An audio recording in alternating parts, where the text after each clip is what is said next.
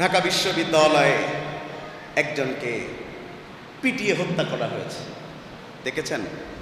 কি নাম? তোফাজ্জল। মানসিক প্রতিবন্ধী। ভাত খাওয়ায়া মেরে ফেলা হলো। দোষ চোর। এ দেশে চোর বাদ দিলে তো আমি লোক খুঁজে পাই না। মানসিক প্রতিবন্ধী, বাবা মারা গেছে, মা মারা গেছে, ভাই ছিল মারা গিয়েছে, এখন প্রতিবন্ধী হয়ে ঘুরতেছে।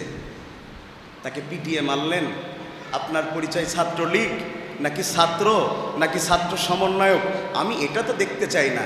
আমি মনে করি মানসিক প্রতিবন্ধীকে একজন যারা হত্যা করেছে, কোনো রাজনৈতিক পরিচয়দের রং না লাগায়া জাতির সামনে ওদেরকে ফাঁসির কাস্তে ঝোলানো উচিত।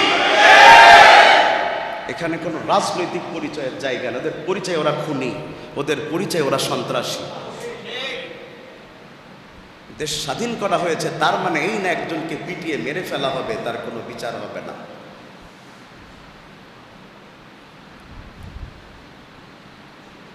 উচিত নয়।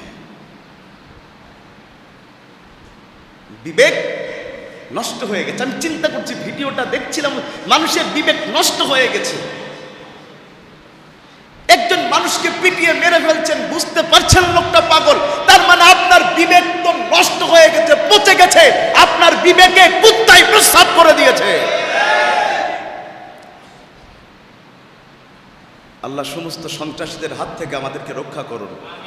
আল্লাহ প্রত্যেককে দিনের সঠিক জ্ঞান দান করুন।